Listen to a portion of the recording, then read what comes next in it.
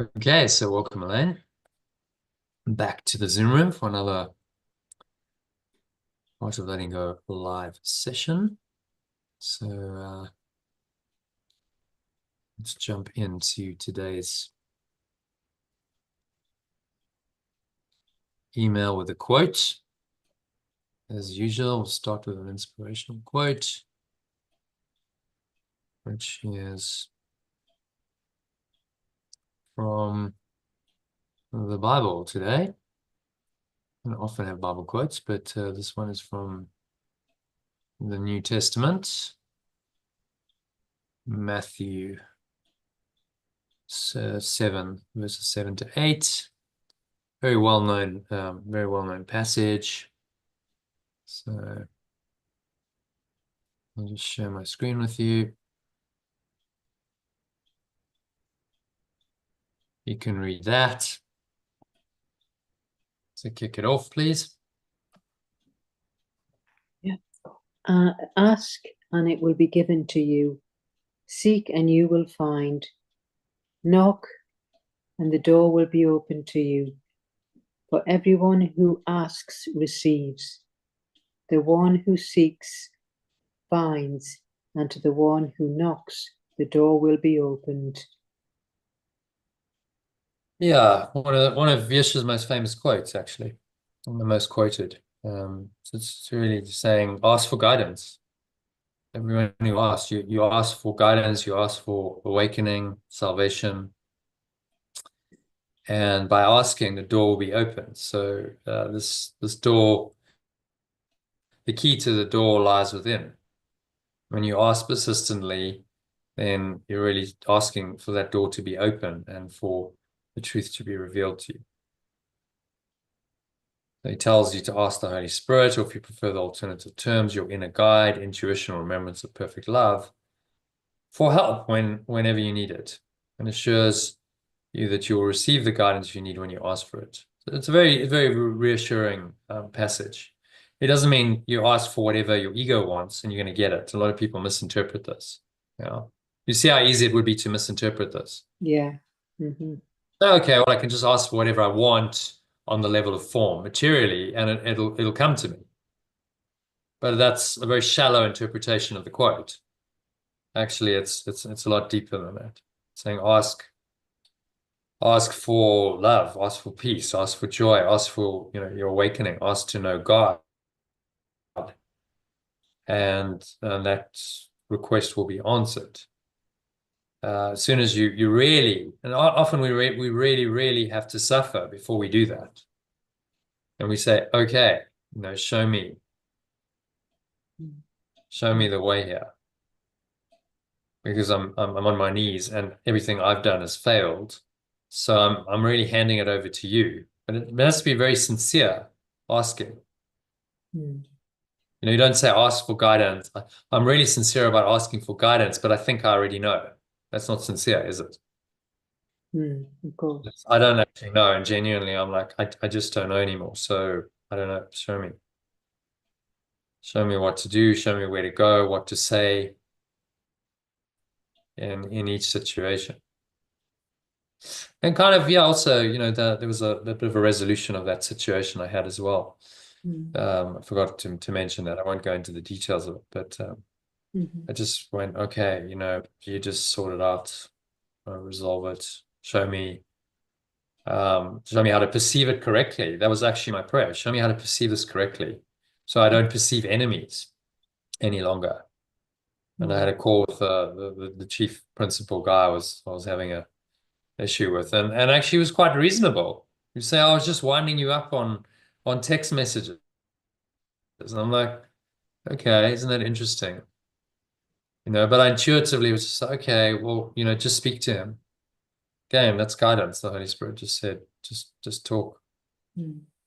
And, don't perceive him as an enemy. And so there was a shift, that's the correction in my mind, and then the miracle comes about. So this isn't exactly a new teaching. Many other spiritual teachers in both ancient and modern times that I've quoted, many of them over the last year of our program, use very similar language, showing that the truth is is universal. Joseph Campbell, remember, he's the guy who discovered and formulated the hero's journey based on his studies of the myths and legends of many seemingly different cultures, religions, philosophies, and spiritual traditions. Talks about the power of following your bliss, term he used to refer to an inspired purpose that activates a flow of positive, helpful energy in the hero's or heroine's life. In this very inspiring quote, actually. So if you can read this, that would be great. Follow your bliss. If you do follow your bliss, you put yourself on a kind of track that has been there all the while waiting for you. And that life you ought to be living is the one you are living. When you see that, you begin to meet people who are in the field of your bliss, and they open the doors to you. I say, follow your bliss and don't be afraid, and doors will open where you didn't know they were going to be. If you follow your bliss, doors will open for you that wouldn't have opened for anyone else. It's a very profound quote, isn't it? Saying exactly what Yeshua's saying, just in different language. That the doors will open when you ask, but you've got to follow. So often that requires action. You get the guidance, and then the difference between people who in flow and allow their bliss to unfold and those who don't are the ones who act on it. This chap who started this network was saying, well, thank goodness I got this kind of intuition, guidance to, he didn't use that language, but just felt like I should start my own business 20 years ago. And he said, thank goodness I did, because it's led me on a very, very different path compared with, what he was doing before, which was he was in the construction industry. I think it was working on site as a project manager or something. Now, he travels the world. He's got a network of investors, just a much more expanded life because he followed his bliss. There was a call, and he did what he felt called to do, and then things unfold and the doors open that wouldn't have opened for anyone else. So like, well, that's your way. Your hero's journey unfolds for you. That's what he's talking about in a way that doesn't do for anyone else because it's your unique journey. So that's why like envy of anyone is crazy, because that's just their journey. Oh, well, I wish I could have their life, their journey. No, that's their journey. That's their door. There's another door for you, for everyone. Just everyone's got that. If you just listen, you tap in and listen to the guidance, then it will come. So just saying, well, show me every day. Show me, okay? Show me the way. What to say, what to do, where to go, who to be with. So if you want to listen to this movie, just click this box. There's a video of a guy who tells about his own hero's journey. I won't go into it, but he was a filmmaker who made a film, made him to make a movie about the hero's journey, which is called Finding Joe. It's one of our movies that we've looked at, watched over the last year. And he did that because he felt inspired, because there was a calling, and his own hero's journey was making a movie about the hero's journey. That's how it works. And then the world is blessed by that, because other people can watch it and learn from it and be inspired by it and follow their hero's journey. So you look at some other paths. Carl Jung, pioneering Swiss psychiatrist and psychoanalyst who founded analytical psychology, talked about the word synchronicity and actually invented the word to describe this flow of helpful but logically inexplicable energy. And the dictionary definition of the word is the simultaneous occurrence of events that appear significantly related but have no discernible causal connection. So these events happen. Okay, so I'll give an example of that. I go into London, and it's a investor type networking dinner, drinks and dinner, and then I just happened to meet someone who's been on one of the retreats I run. Synchronicity. They appear, they have no discernible causal connection, right? So I'm going along, and then this person just shows up, seemingly at random. There's no discernible causal connection, but maybe I got the guidance to go because somewhere some intelligence knew that this was going to happen, and that if I went along, that this would happen and would all unfold in the way it did. It was all loaded in as a potential into the matrix. Yeah, this is a potential movie script. And then I get the guidance, and it says, are you going to follow that or not? Are you going to allow that movie to actualize and play out? Or I could have made another choice and said, no, I'll stay at home, in which case the movie would have changed. And then the mind-blowing thing is the entire movie changes for everyone. That choice has far-reaching implications for me and maybe for many other people, and the world changes because you made that choice. Now things are not going to flow forward in the same way for anyone. It's quite mind-blowing, actually. So, you listen to the guidance, or you block it. Synchronicity is just another word for what Yeshua calls miracles, Course in Miracles. So, as I said, this is the sort of the more positive aspect to the miracle, saying, well, these beneficial circumstances and events unfold as a result of your letting go, which is the other aspect to the miracle. The miracle is letting go, corrections of the mind. So synchronicity is one of the two primary symptoms of enlightenment in Vedanta, which is one of the 6 schools of Hindu philosophy, goes back thousands of years. So there's a quote which tells us what the 2 symptoms are. If you can read that, Elaine. According to Vedanti, there are 2 symptoms of enlightenment. I think that's what that says. Yeah, enlightenment. Yeah. Just 2 indications that a transformation is taking place within you toward a higher consciousness. The first symptom is that you stop worrying. Things don't bother you anymore. You become light-hearted and full of joy. The second symptom is that you encounter more and more meaningful coincidences in your life, more and more synchronicities, and this accelerates to the point where you actually experience the miraculous. Yeah, so there you have the 2 aspects. The one is you've got to let go of the fear, the worry, because that blocks the flow. And the second one is once you're in the flow, these kinds of meaningful coincidences, just like I described, start happening more and more in your life. And you start noticing them, saying, well, if these happen, there must be something to this stuff.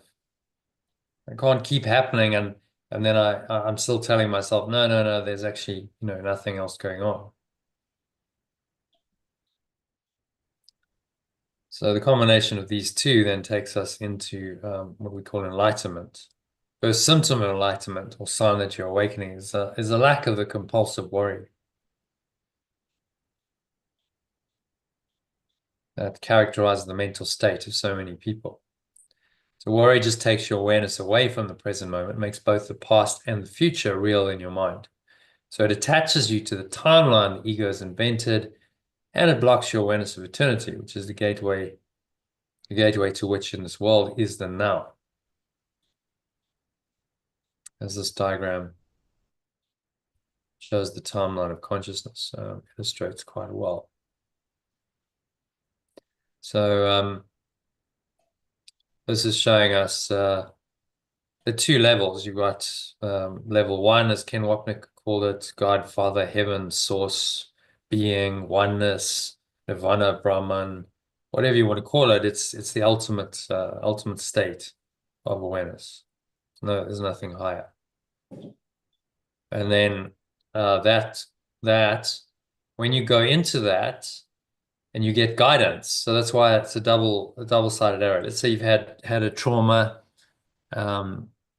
pick any one of these, messy divorce or a sickness, loss of a job, loss of a loved one. Then your opportunity is to transcend that and go into this. And allow that to then guide you. So when you're in the oneness, you get a peace and love and joy, and you stay there for a bit maybe, and then you come back into thought. But now this is an expanded thought. This is a thought that has a sense of perspective on reality because you've just experienced this. The Holy Spirit comes back down this way, and it helps you to perceive all of these different events that seem to happen. As traumatic as they may be, apparently it helps to perceive them differently. That's why it's a double-sided arrow. And so it brings you into the now, into the present moment. As the diagram shows, worrying about the future is really just another part of the death wish. That is the ego, because worrying continuously keeps your mind bound to time, which always leads to death in the end. In contrast to that, the Holy Spirit, or the remembrance of perfect love, helps you to let go of your worries, allowing your natural state of joy to arise spontaneously in your mind and guide your thoughts, words, and actions. But because joy is a state that really powerfully affects the quantum field in which we all seem to live as human beings. Joy consistently experienced leads to the second symptom of enlightenment, which is the regular occurrence of miracles, or what we translate as corrections in our alternative non-Christian language, what Carl Jung called synchronicities. And another modern psychologist, Mihaly Csikszentmihalyi, called it flow. Yeshua refers to as miracles, beneficent events and strange coincidences, such as seemingly random meetings with people that help us learn who we really are. This is what Mihaly Csikszentmihalyi, I think I've got that pronunciation right, but if I haven't, forgive me, had to say about it. So if you can read that quote, please. It is when we act freely for the sake of the action itself, rather than for ulterior motives, that we learn to become more than what we were.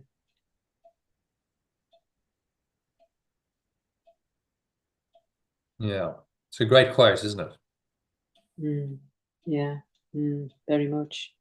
Really, the essence of the flow state. And then you see that it's pointing you to a self, capital self, that is higher, that is more than just the little self. And that's what flow or miracles is really about. So you see these teachings, and we've taken some quotes, and they really align very well with what A Course in Miracles is saying. There's quite a quote from the Bible. There's a modern writer writing, Deepak also, but talking about the ancient wisdom. All right, so that's the timeline. This is going to help you to navigate your timeline and escape the cycle of birth and death.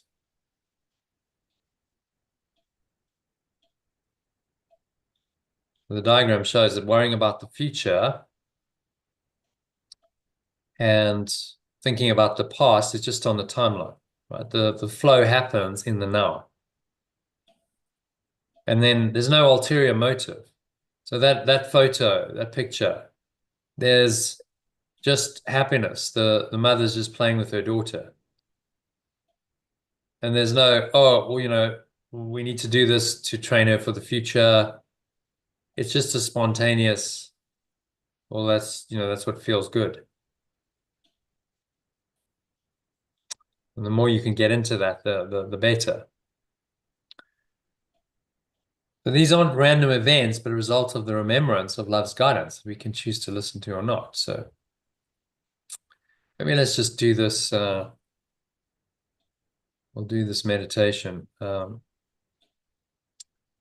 quickly. So just a couple of minutes.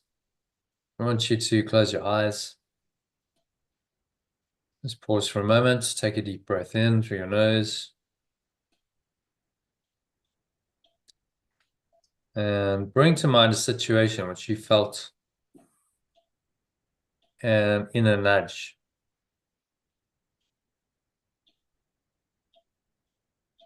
Maybe it was a persistent urge.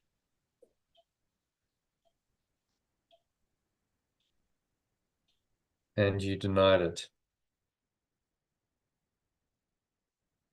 Preferring to listen to the voice of reason, perhaps. Just bring it up, go through the situation, the consequences in your mind.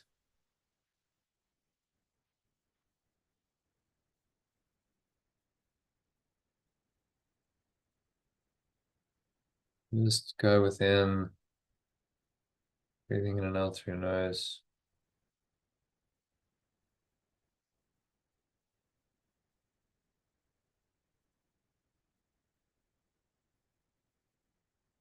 Notice how that feels. How did it feel when you listen to the voice of reason? What happened in the situation? Ask yourself how you felt after that. My guess is that it didn't turn out so well.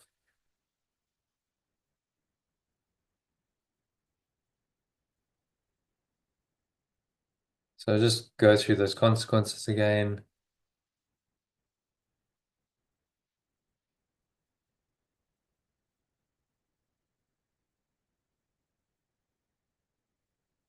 And now just pause again, take another nice deep breath in.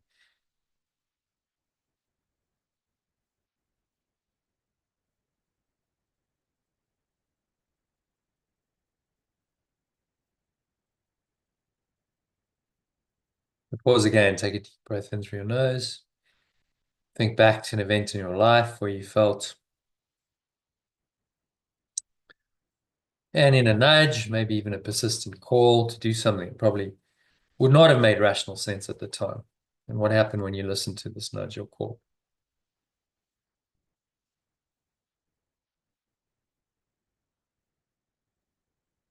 Just go through the feelings, the thoughts, the emotions, how it played out in your mind, whatever outcomes resulted, what your reaction to those outcomes was.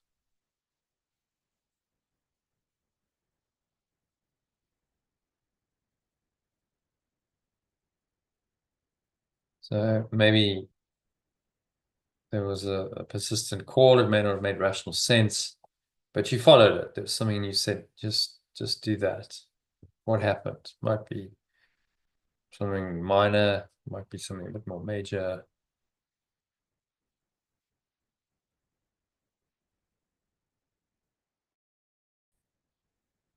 Just observe it and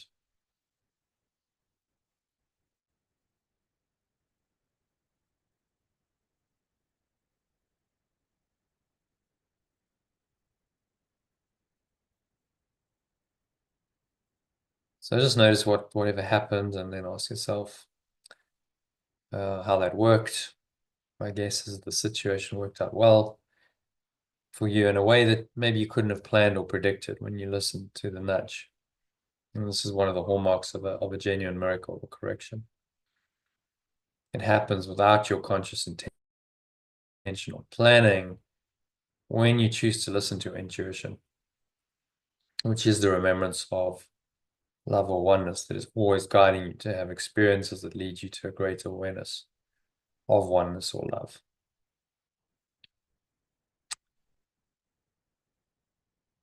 So so just come out of it, Elaine. Any thoughts on that? What did you experience? Can you tell the difference between the guidance, what felt like guidance, and what was actually false? It was just the ego. Yeah, yes, I can. It's a difficult one, that one, actually. Yeah, because there's many times you've sort of felt as though, no, I shouldn't do that. But then when it has happened, it's for a reason. So I found that actually a little bit difficult, that one. And I've done other things where, for example, I had a nudge to help this, it was about 3 or 4 years ago, a dog that was going to be stranded with a drug addict. And I thought I have the call to do it, but it caused anxiety. But there was a nudge there to do something. And it ended up very well, the outcome was amazing. So difficult one, because you can still, even when you get an inner nudge, still can get anxiety with it, which I guess the inner nudge is, you're not supposed to get any anxiety, are you? Well, it's because you got a split mind. So that the anxiety is the ego's resistance, because the ego doesn't like. Right, yes, that's where I'm So getting. yeah, it's the two minds operating simultaneously, and then we get confused. So what we've got to learn is well, which is true and which is false. You can learn to follow the guidance, learn to identify the inner nudges and go. Then life is easier. Then you're working with the flow rather than against it. If you don't, and you keep denying those inner nudges, very difficult for the Holy Spirit to help you because you're not listening, right? So often then you need more pain until you do listen, until you are willing and open to listen. And that is but this listening to guidance is a natural outcome of letting go. So when you let go or forgive radically, then you become more intuitive. You learn to recognize these inner nudges and follow guidance. It happens automatically the more you genuinely let go. And then you operate in a state of synchronicity or flow, as the Vedanta says. Then the enlightened beings operate in this flow of life rather than in resistance and opposition to life. Even while they realize none of this is really true. Okay, it's not ultimately true.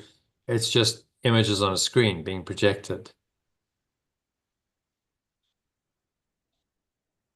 Okay, so it's something I know it can be tricky to just determine, but the more you practice it, the easier it gets. The more you're like, okay, yeah, I know what it feels like now.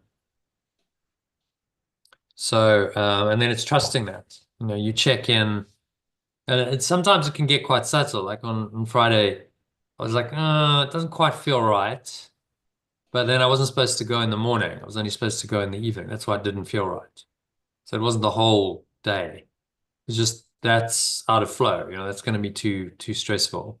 But if I change it and I just go for the evening, then that felt fine. That felt good.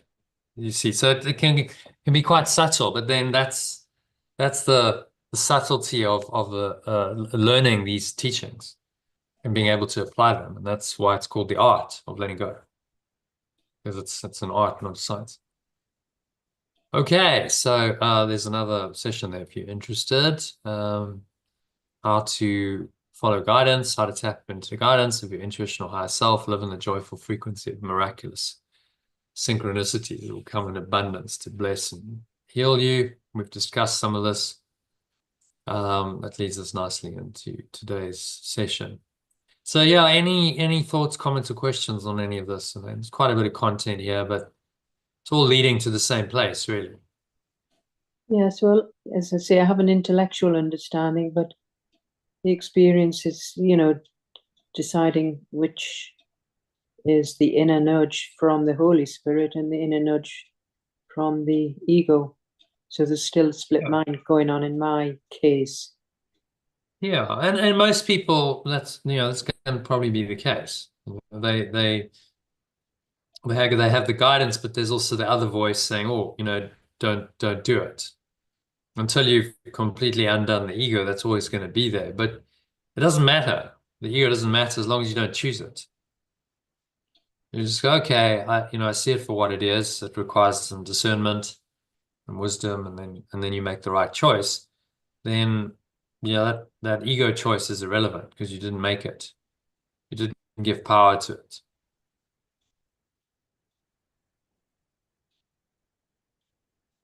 All right. So, how are we doing on time? 25 minutes. So, should we go into the lesson, I think, Yeah. which is connected to this. What am I? I don't think we have time for that. So we'll just do the lesson and a meditation on the lesson to try and experience this. So this one is lesson 358. Give me a chance to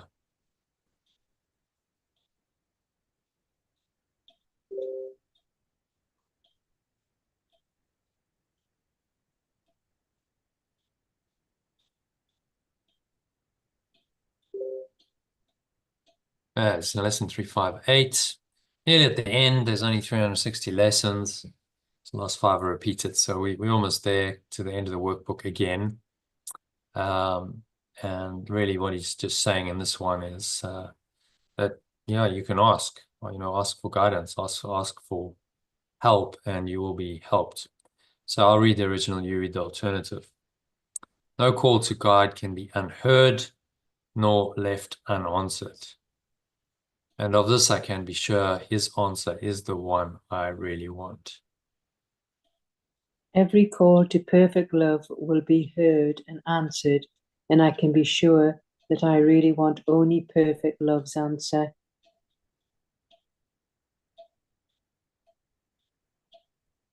Yeah. Any thoughts on that?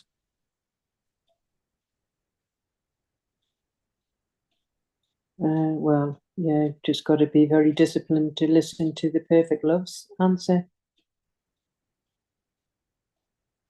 And be sure that Yeah, that's I the think you've got to answer. call first. As it says, knock. Knock and the door be open. Ask and you shall receive. Seek and you'll find. Knock and the door be opened. So you've got to call. You've got to consciously say, okay, show me.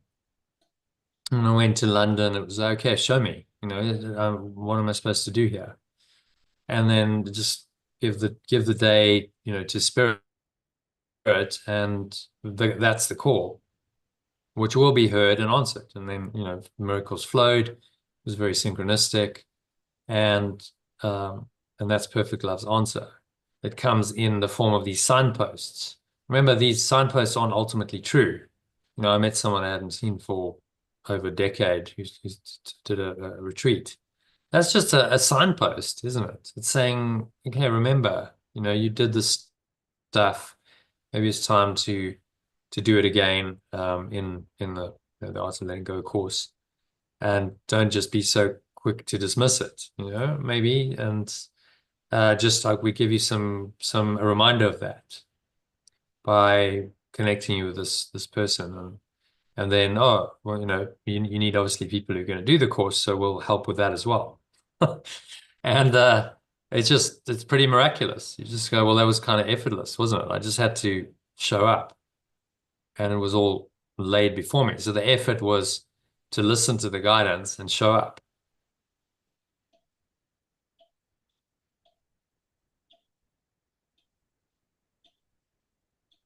All right, so let's read the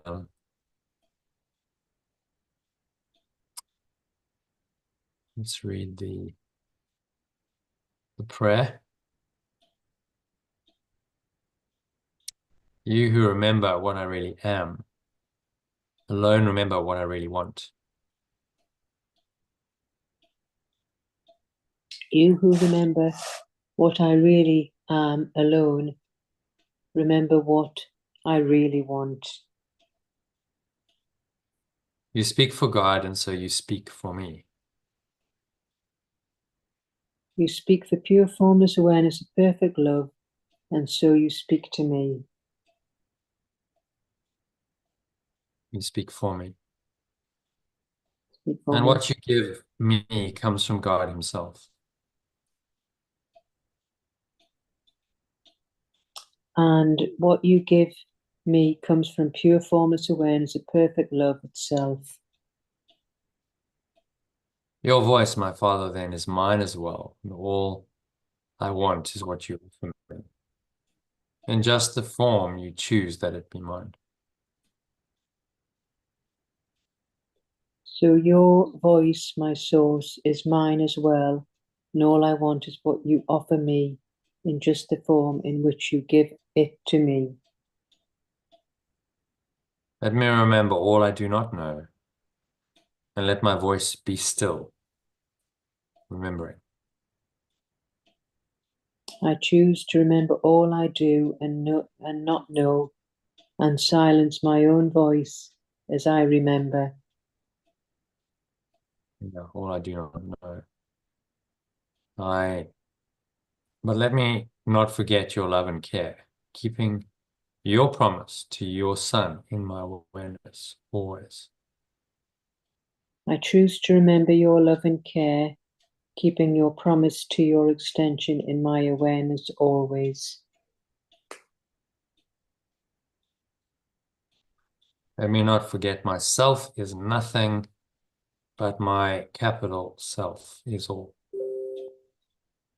I choose to remember that my separate self is nothing, but myself is everywhere.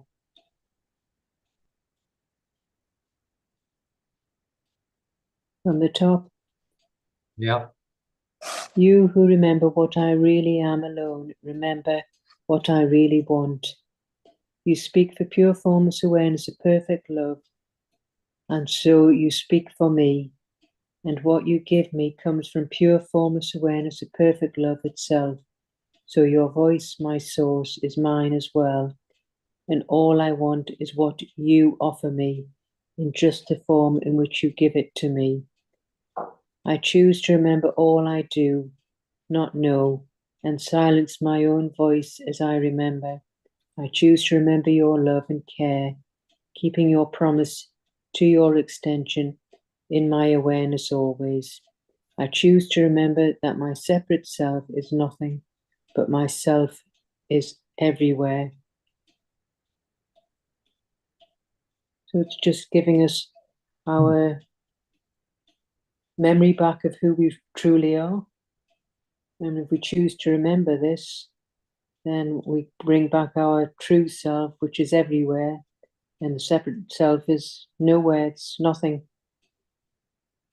So it's remembering to choose this love and care. Yeah. So as you say, with Remember, this, Holy Spirit is just a remembrance or the memory of perfect love.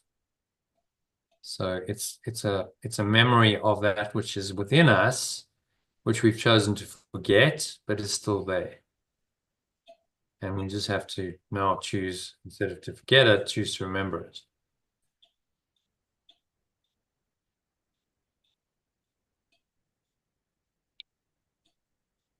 Okay, anything else? And I choose to remember that my separate self, myself is nothing. So the little me, the separate self is really nothing. It's just a false self-construct and illusion. But myself is all, or myself is everywhere. So the enlightened experience universally across all the different cultures and traditions over thousands of years is that the enlightened one sees himself in everyone and says, I am that. I am that person. I am that tree. I am that flower. I am the very essence of life that animates everything, and identify with that rather than with myself as a separate character in the dream. That's the real world when you do that, which is the screen awareness coming to the fore. Now, instead of the images being to the fore and the screen's in the background, what you've done is reversed that. You said, no, the screen awareness is actually primary, and then that witnesses the images, which are secondary, and doesn't get sucked in by the images, doesn't believe that the images are true, knows that only oneness is true.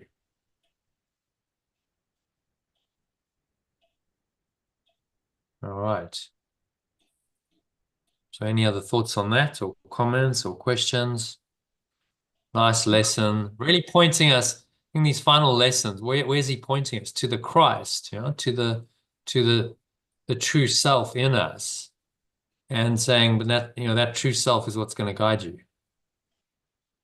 That's the answer that you're looking for in the dream. You can find this, then it's not truth, but these are pointers to the truth. Okay. So shall we do a meditation on this just to finish off? Yeah. Oh, yes, please. Okay, so just making yourself comfortable.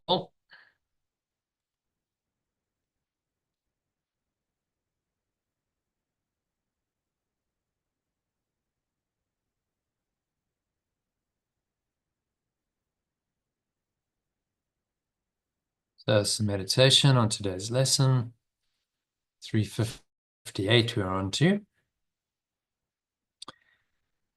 So just sitting comfortably, your feet shoulder width apart, your back straight. Cup your hands in your lap, close your eyes.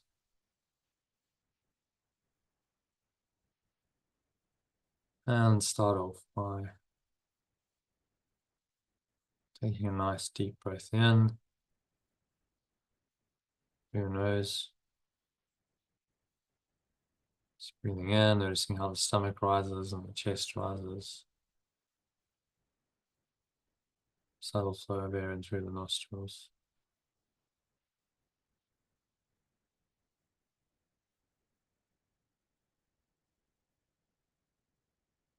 Breathing in again, maximum inhale breath, filling the lungs. Use the sphincter muscle to lock the energy in.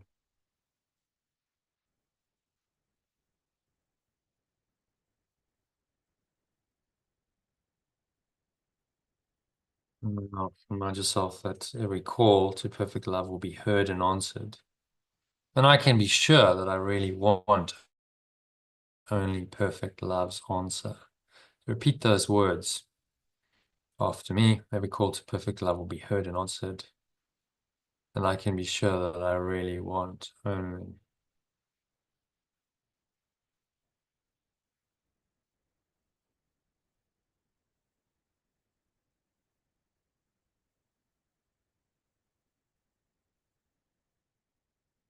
every call to perfect love will be heard and answered. And say to yourself, I can be sure that I really want only perfect love's answer.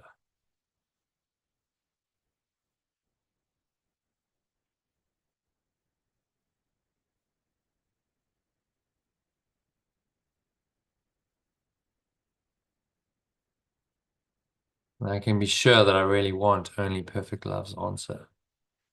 Breathe in on the truth of that, inviting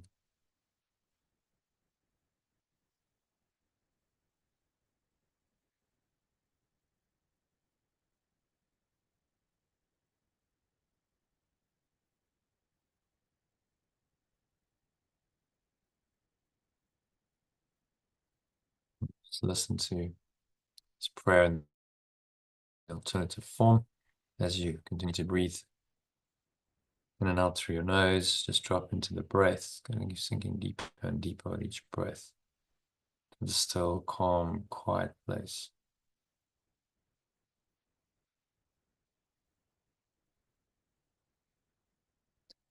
You who remember what I really am, alone remember what I really want.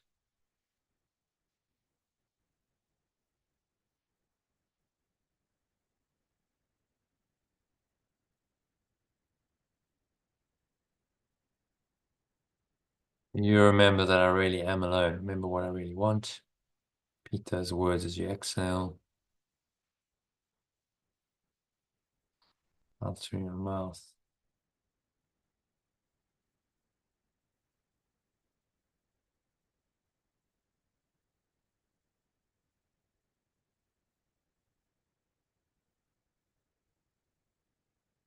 You speak for pure formless awareness of perfect love, and so you speak for me.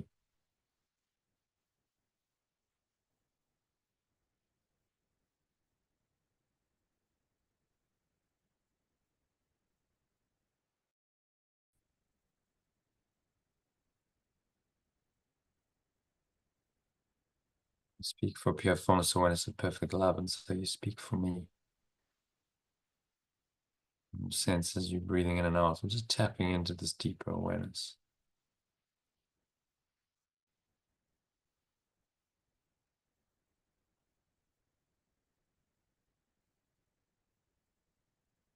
What you give me comes from pure fullness awareness of perfect love itself.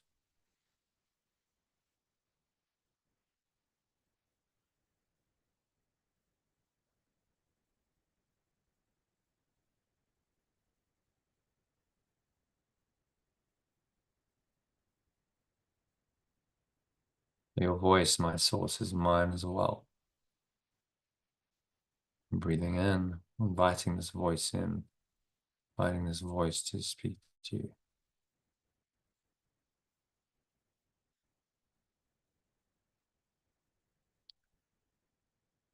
Your voice, my source, is mine as well. And all I want is what you offer me.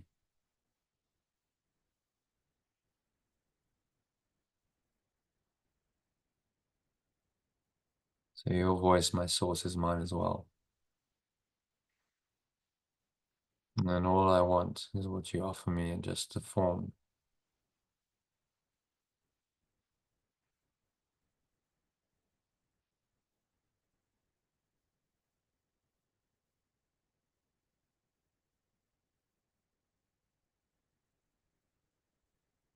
All I want is what you offer me in just the form in which you give it to me.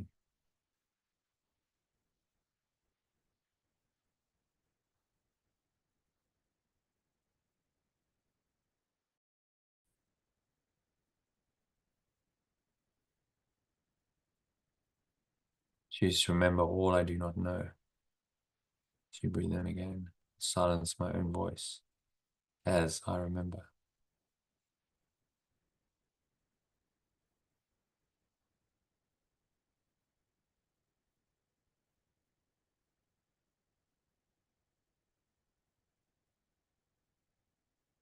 Choose to remember all I do not know and silence my own voice as I remember.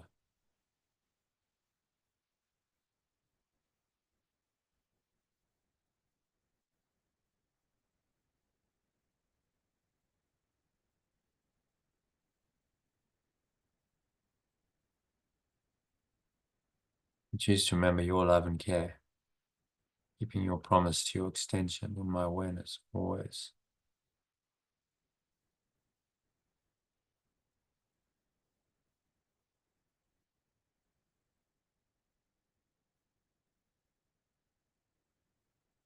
Your love and care, keeping your promise to your extension in my awareness.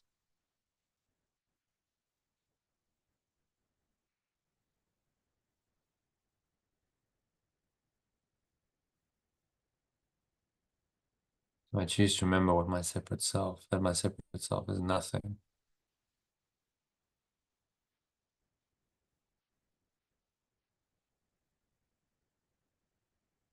My separate self is nothing. Say that. Just a bunch of thoughts, emotions made up, very capricious, very arrogant, very miserable, various descriptions. But none of them are true, fortunately. So he concludes the prayer by saying, myself is everywhere. So just remember that my separate self is nothing but my separate self.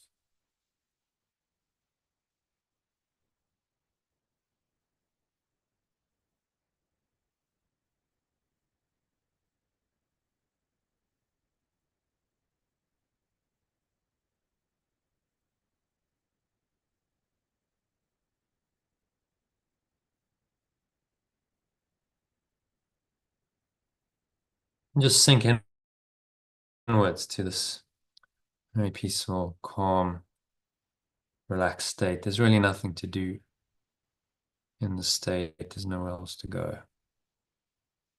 No rush. You just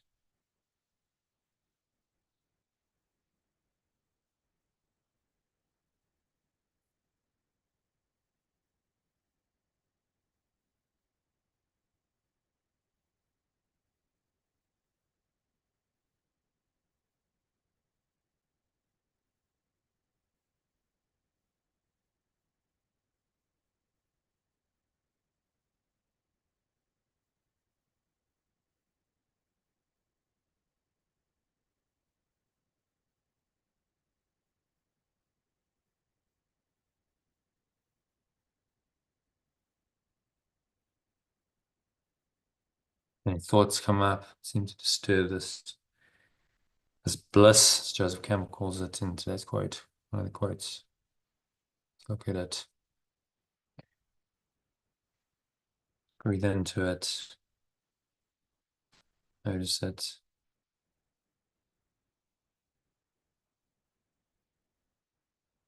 And just choose to let go.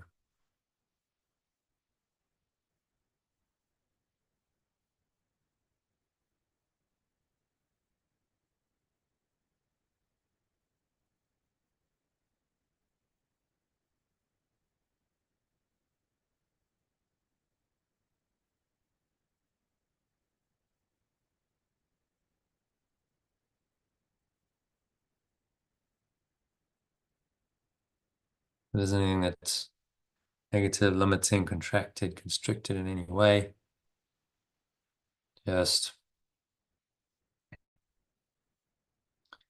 breathe into that. Remind yourself of the lesson.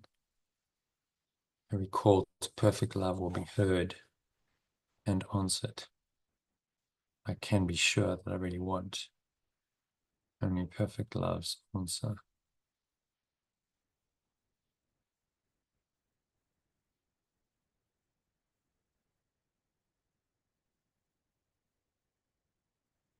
So anything that feels at all dark or negative, limiting, contracted, just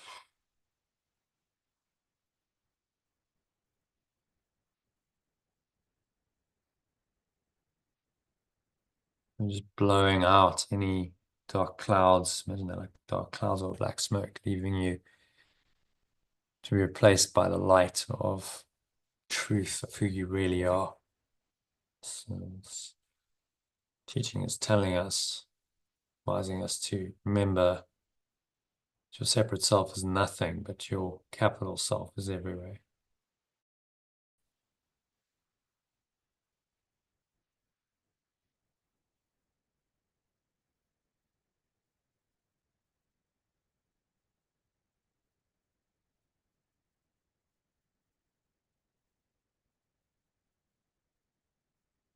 And just let go, blow it all out with the breeze of your breath. Any dark clouds, any negative emotions, just negate the truth of who you are.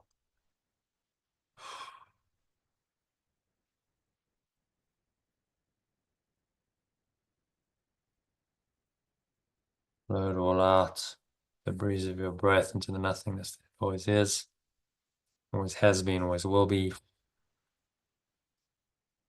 Rest in this deep, peaceful, still, calm, quiet place.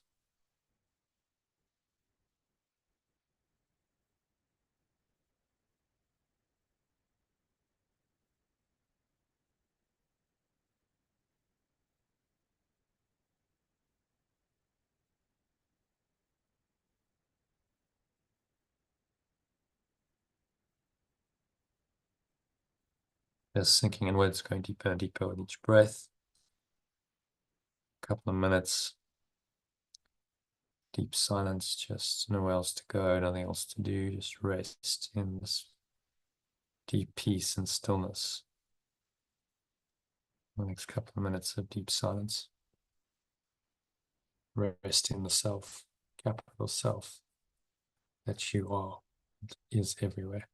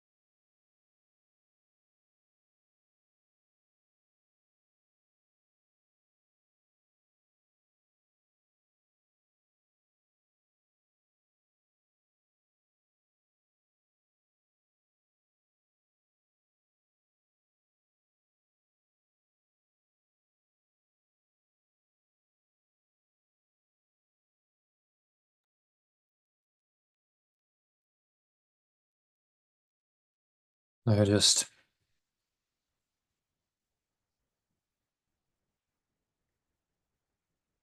gently coming back from this deep connected state and connected to your true self. You don't lose that, you just bring your awareness back into the body via the senses. And so you come back into the world through that route. So on the count of 3, you're going to open your eyes.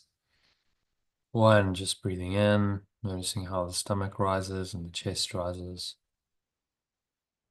Subtle flow of air in through the nostrils, and you pause at the top of the inhale.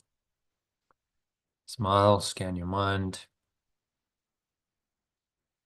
Just noticing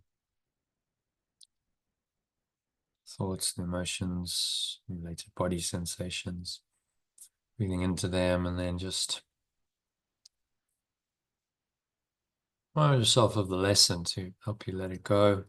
Whatever negative thoughts, negative thoughts and emotions are there, remind yourself at every call to perfect love will be heard and answered. I can be sure that I really want only perfect love's answer. So whenever you let go, you call to perfect love. Forgiveness is a call, and it goes a call to perfect love, and then the answer comes in the form of a expanded experience, maybe something beneficent, miraculous, synchronistic on the level of form. In this world happens as well.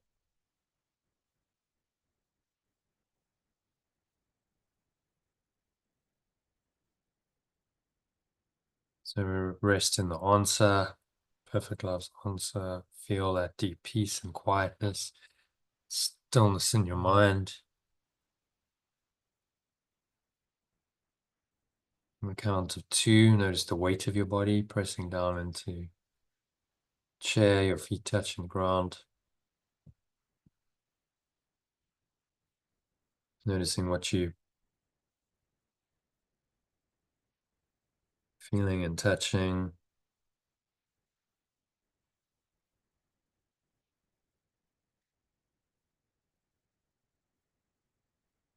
There's a subtle taste in your mouth, smell in your nose. Notice what you're hearing in the surrounding environment. Just noticing all these things from this very still, calm, and surrendered state. State of mind without illusions and showing the truth is true.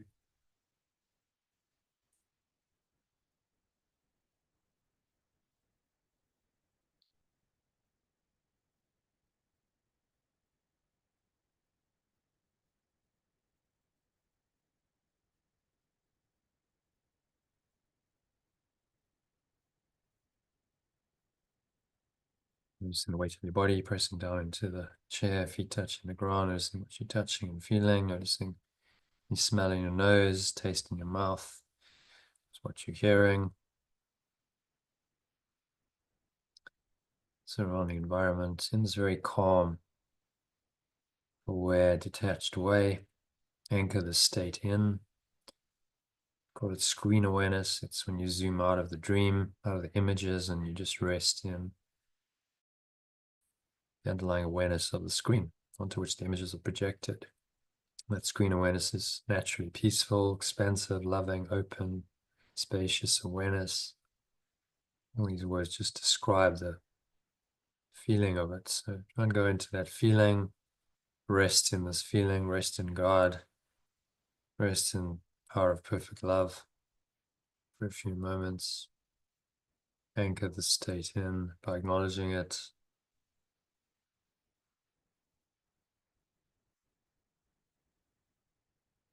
And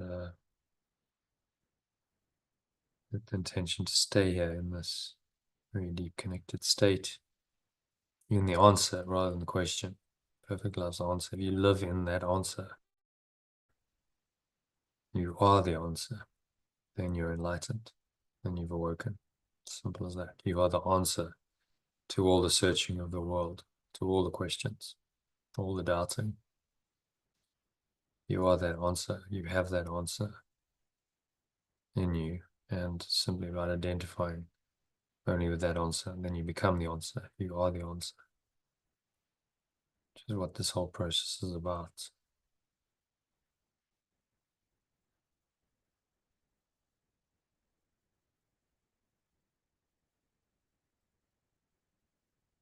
So now on the count of three, you're going to open your eyes. So just looking around briefly, up, down, around you, just noticing everything. It's very still, calm, relaxed state of mind without illusions. The truth is there. The more you notice the state, the more it starts to become your default state, and all other states start disappearing. The purpose of spiritual practice is to familiarize yourself with a new kind of experience, a new state of mind. So hopefully this meditation has helped you do that. And stay in that state. Just carry this state with you for the rest of the evening, on into tomorrow. So I'm just saying, so it is done. Amen. So it is. So that brings us to the end of meditation and of tonight's session.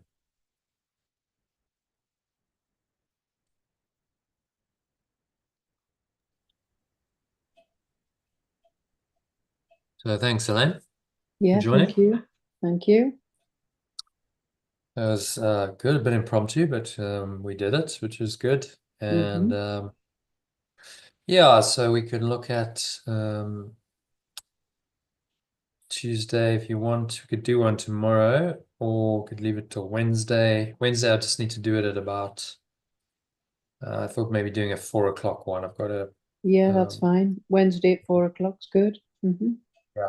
yeah, Wednesday 4 till, and then I've got to, as I said, there are a few people interested in the course, so I'm going to be presenting a webinar masterclass on Wednesday evening. So if you know anyone's interested, so in your groups and stuff, put the word out there. I'll send you a little message if you like. You can copy and paste it and send it on. Invite anyone you think may be interested to join. If you feel so inspired to do, of course. Just to, if there's a what I tend to find with these things, if you allow the Holy Spirit to guide it, that person who comes to mind, who will be the one who needs it. And then, so okay, well, just follow the nudge and give them the nudge. So there we go. And then it's up to them. So yeah, if anyone comes to mind, if you feel like posting any groups, I'll send you a little, just a one paragraph saying, there we go. Have a look. The websites they used to have to book isn't operational anymore, but they can just message you back if they're interested. So message me back and I'll give you the login and stuff. All right, so yeah, I will see you on Wednesday at 4 o'clock. Yeah, that's good. Yeah. See you then. Yeah. Namaste. A week in the meantime. You too. Bye. Bye for now. Okay, so that's a wrap for today. Thank you to Elaine for joining the session, making it possible. If you enjoyed the live session, then do subscribe to the channel. You'll be notified whenever I go live, which is 3 or 4 times a week. You heard what I said about the masterclass, so head over to lifebuild.com. You see that in the background of the video. You can sign up to the Telegram group that I have, where I send out a lot of the content that you saw today, the daily quote, and my writing about that, and other quotes, and daily lesson from Course in Miracles workbook in original alternative form, as you saw, and recordings of meditations to help you practice the lesson in short and long form. as well as invitations to join these live sessions and a link to do so in Zoom, which you can do free for the first 3 weeks. So do check it out. It's lifebuild.com. You'll need Telegram installed on your phone or your mobile device, and just put in your mobile number, and yeah, you'll be in the group, and then we'll be able to get be notified about the all the live sessions and anything else we're doing, including master classes and so on. So check it out, and hope to catch you on the inside of the group, and on Wednesday in the next masterclass, which will be happening at 7 p.m. UK time till about 8:30. So yeah, head over to lifebuild.com and sign up there if you're interested for that. So hope to connect with you soon. Thanks for watching and listening, and namaste, which means the true self in me acknowledges and honors that same true self in you. I'm wishing you much love, peace, and joy in that self.